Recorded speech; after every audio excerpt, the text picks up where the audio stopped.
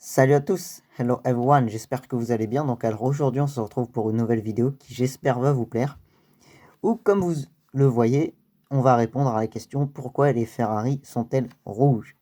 Alors pour ça j'ai tenu à vous poser les bases entre guillemets, donc c'est-à-dire à vous présenter Enzo Ferrari, à parler de la première Ferrari qui a vu le jour, à parler de l'histoire du logo Ferrari, qui est vraiment une superbe histoire.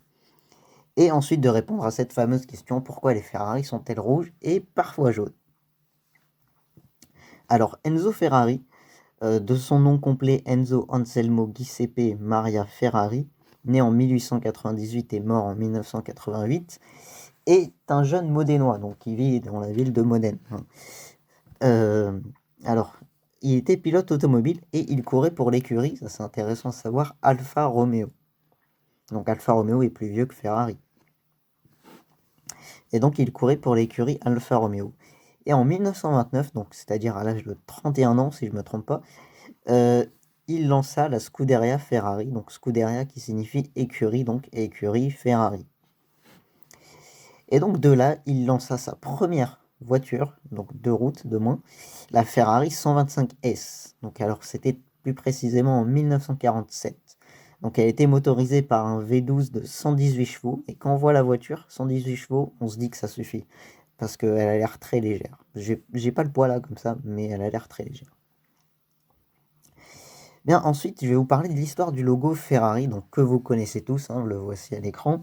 Donc le fameux logo Ferrari avec le cheval en son centre sur un fond jaune et puis les petites bandes du drapeau italien.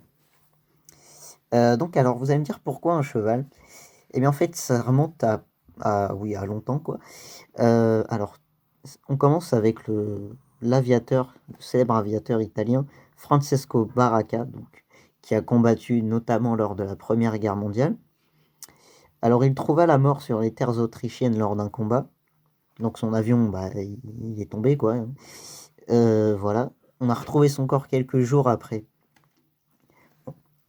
Et durant cette durée, sa mère, donc la comtesse Paolina Biancoli, rencontra Enzo Ferrari et lui demanda de d'opter pour le cheval en fait comme logo Ferrari. Et vous allez me dire mais pourquoi un cheval? En fait c'est tout simplement parce que son fils sur son avion, donc Francesco Baracca, avait un cheval. Voici l'image. Et donc Enzo Ferrari a retenu cette idée et donc voilà pourquoi le cheval Ferrari est un cheval. Ça fait un peu bizarre dit comme ça mais c'est un cheval. Et donc il a gardé ce cheval et je trouve que c'est un très bel hommage franchement à ce pilote Francesco Baracca. C'était un hommage magnifique. Donc, ensuite, vous allez me dire pourquoi sur un fond jaune? Et bien en fait, le fond jaune, c'est tout simple. En fait, c'est la couleur de la ville de Modène, donc la ville d'où est originaire Enzo Ferrari. Et puis ensuite, les bandes de l'Italie, bah, l'Italie, voilà, c'est leur pays. Donc, alors ensuite, ce qui m'amène à la fameuse question, pourquoi les Ferrari sont-elles rouges et parfois jaunes? Alors en fait, les Ferrari sont rouges parce qu'en fait, à cette époque-là, lors des courses internationales, donc notamment Le Mans par exemple, dans les années 50-60, en fait, il y avait des codes couleurs pour les voitures qui couraient. Donc chaque pays en fait avait une couleur avec ses voitures. Par exemple, le gris pour les Allemandes, donc notamment les Mercedes. Ensuite, le rouge pour les Italiennes. Donc c'est pour ça que les Ferrari sont rouges en fait. Ferrari a choisi de perpétrer cette, voilà, contrairement à Lamborghini par exemple, qui a son Aventador qui est jaune ou bien verte, etc. Ou encore le fameux vert anglais pour les voitures anglaises et le bleu pour les voitures françaises. Donc voilà. Et ensuite, pourquoi les Ferrari sont-elles jaunes parfois? C'est tout simplement pour rappeler Modène, donc la ville d'origine d'Enzo Ferrari. Voilà, et bien écoutez, j'espère que cette petite vidéo vous a plu. J'ai tenté de répondre à la question.